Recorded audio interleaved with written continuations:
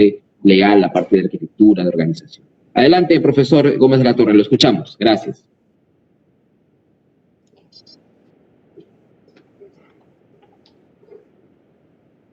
¿Correcto? Muy buenas noches. Estamos en un proceso muy interesante en el Perú el año 2020 y por una razón muy sencilla. Se han cumplido este 2020 60 años de la creación del Servicio de Inteligencia Nacional por el presidente Manuel Prado y Ugarteche y 20 años de la caída del Servicio de Inteligencia Nacional, que fue reemplazado por otras dos instituciones. Enganchando un poco lo que ha expresado Henry Cancelado, efectivamente, los servicios de inteligencia peruanos nacieron básicamente de las Fuerzas Armadas con algunas orientaciones muy claras.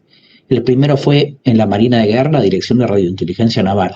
Uno, con un esfuerzo y un apoyo muy fuerte de los Estados Unidos, de la cooperación norteamericana. Dos, con un énfasis muy importante en lo que es la criptografía y las comunicaciones. Igual la Fuerza Aérea del Perú, el año 1958, que crea una dirección, una DIGIS, Dirección de Inteligencia y Seguridad, que forma parte del Estado Mayor de la Fuerza Aérea, también con una orientación norteamericana fuerte y orientado a la guerra convencional.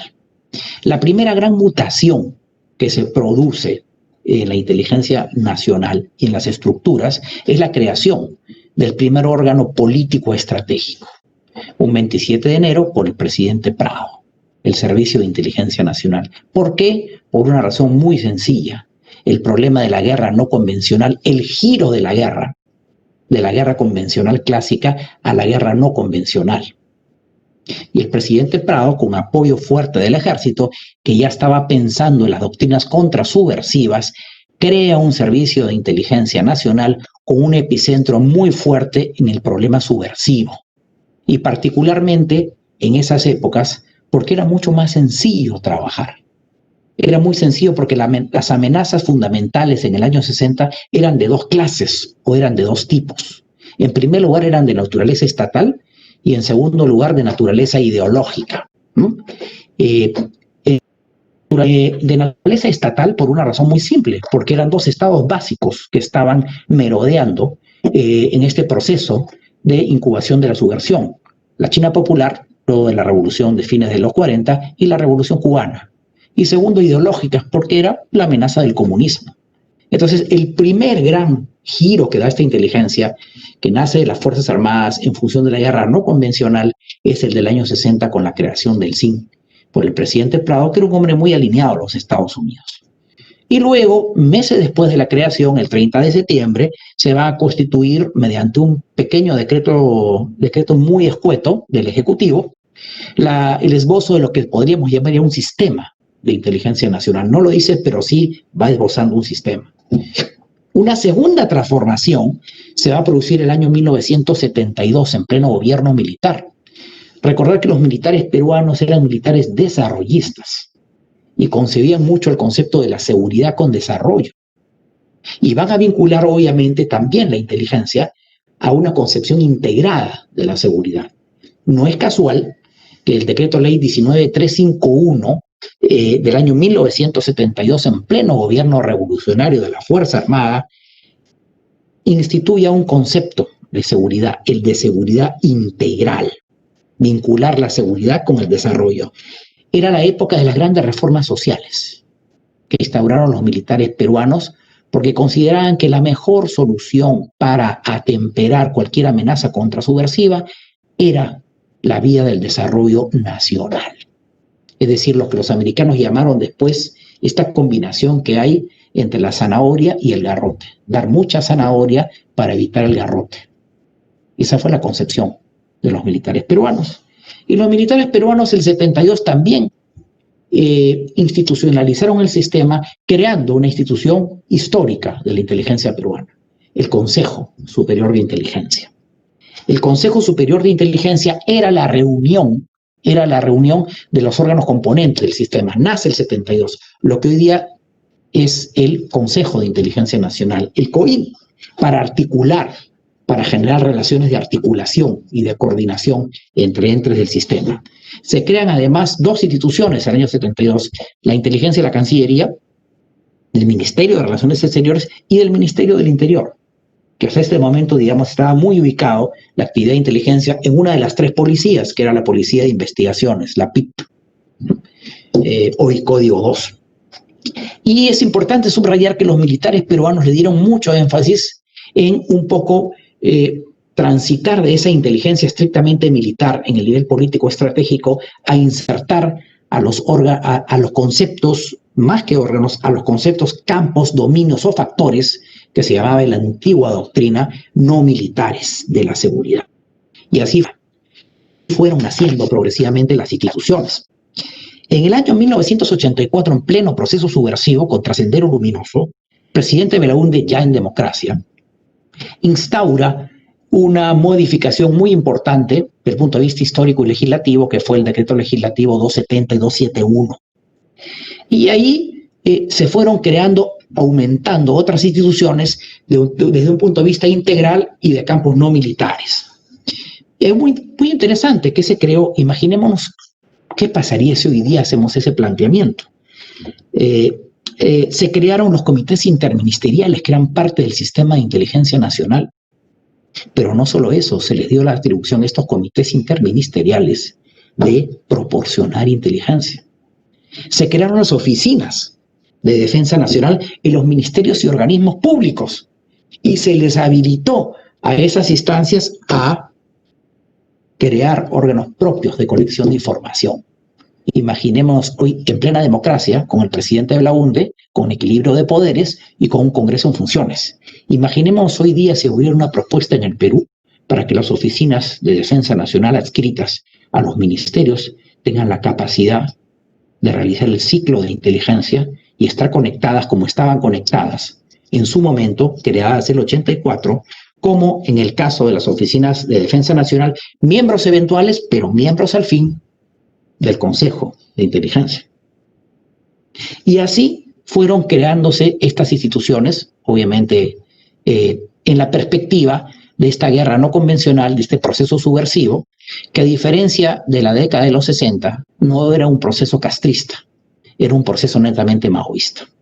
Curiosamente, la Unión Soviética y el Partido Comunista Soviético, y el Partido Comunista Peruano parece que se aburguesaron mucho, parece que vivían mucho de los aportes y de los presupuestos que venían desde Moscú, no promovieron la subversión, pero sí lo hicieron intensamente entre el año 1958 a 1965, con una extensa cooperación a dos grupos guerrilleros, el Movimiento Izquierda Revolucionaria y el Ejército de Liberación Nacional, el Partido Comunista Chino, de China Popular, el Partido Comunista Cubano, y tenuemente, aunque estuvo presente por ciertos contactos, el Partido Comunista de Corea del Norte, del dictador célebre histórico, ¿no?, Kim Il-sung. Para el año 1992 se va a dar una reconversión también. Va a haber un gran terremoto y un zamacón del sistema de inteligencia nacional, lo que algunos han llamado la reconversión, ¿no? Con el decreto legislativo 746 del año 91 y el decreto ley 25635, que fue el tiempo de estos 8 años en el cual obviamente la inteligencia se involucró mucho más en la actividad política y con los resultados que ustedes conocen y que son públicos a través de los Vladivideos cuando cae el Servicio de Inteligencia Nacional el 14 de septiembre del año 2000. En el año 2001 se promulga la ley 27479 del Consejo Nacional de Inteligencia, ya en democracia con el presidente Paniagua. Tal era la aversión de la sociedad, el rechazo de la sociedad y de la opinión pública a los servicios de inteligencia, porque era además un escenario en el cual era por vez primera que el Congreso legislaba sobre inteligencia, ¿no? Que el propio Poder Ejecutivo no promulgó a los 15 días la norma, sino la tuvo que promulgar, obviamente, el Congreso de la República, y además, como una manera de castigo al sistema de inteligencia, el propio Poder Ejecutivo, que tiene esa atribución, nunca reglamentó la ley. Era el trauma que había significado esto que hemos dicho, esta reconversión del sistema de inteligencia nacional y del Servicio de Inteligencia Nacional en una suerte de Stasi, del Ministerio de Seguridad del Estado. Es decir, el Servicio de Inteligencia como recolector procesador, consumidor y tomador de decisiones. Y esa es la característica que tiene la inteligencia en los 90.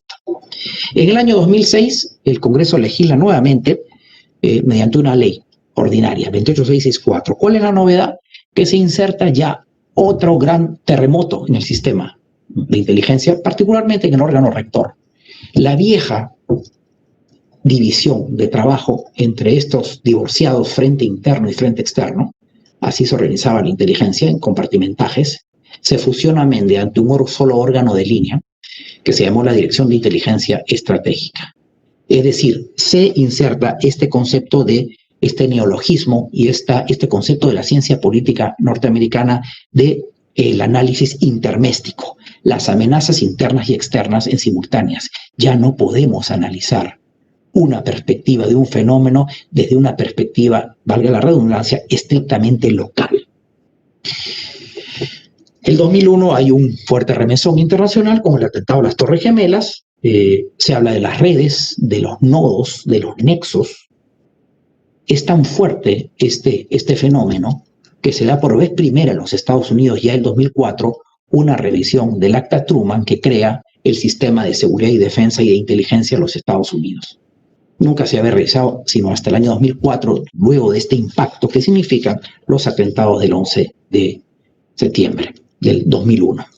¿Qué nos trae como novedad en el mundo de la inteligencia? La necesidad de coordinación interagencial y la cooperación en inteligencia.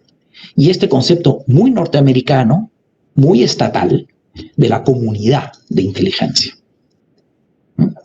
Kissinger y Nixon hablaban del Comité 40. El Comité 40 era toda la trama pública de los Estados Unidos vinculada al proceso de ejecución de la política exterior, el Comité de los 40, frase muy kissingeriana.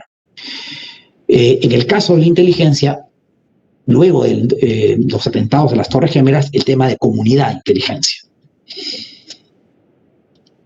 Julio Molina, en su intervención, en su comentario, habló de un concepto muy importante, adaptarse. Efectivamente, vamos a tener que adaptarnos a estos escenarios en materia de políticas de inteligencia, de normas legales y de enfoques, sin descuidar desde luego las amenazas transnacionales. Primera condición para cualquier servicio de inteligencia en la coyuntura: estabilidad y continuidad. Los servicios de inteligencia, en general, no son órganos más del aparato público, son órganos de especiales características. Si no tenemos servicios de inteligencia con una estabilidad y continuidad en sus estructuras, nada podemos hacer. 20 años de reconstrucción de la inteligencia peruana, 15 jefes, 3 leyes reguladoras y 2 comisiones reformadoras. Finalmente, quisiera expresar que frente al tema de los desafíos del COVID, podríamos decir, a riesgo de ser esquemático, que estos han impactado en cuanto a ciertos parámetros que vamos a desarrollar muy puntualmente a continuación. Primero, el problema de la colección humana. Se ha sacrificado mucho por la propia naturaleza de esta pandemia y de esta enfermedad el trabajo en materia de colección referido a la inteligencia humana. Cancelado nos dijo algo cierto, problemas operativos que también afectan no solamente el trabajo hacia afuera, sino el trabajo hacia adentro. La primera fase del ciclo de inteligencia. Segundo, el trabajo remoto que ha traído como consecuencia el aumento de los ciberataques. Esto tampoco es una invención. Me viene al recuerdo el tema de la trama rusa en las últimas elecciones electorales y el debate que hay en los Estados Unidos y hasta las comisiones de investigación que se han instaurado por esta tremenda intrusividad muy propia de los servicios de inteligencia exsoviéticos rusos. Tercero, la desinformación y las operaciones desestabilizadoras. Cuarto, en el nivel estratégico, las amenazas biológicas. Ya no son necesariamente nucleares o químicas, pueden ser bacteriológicas. Y aquí tenemos también cierta amenaza estatal revivida: China Popular, Irán y Corea del Norte. Cuarto, las redes sociales. Me viene al recuerdo cómo la política tradicional en España cambió tremendamente.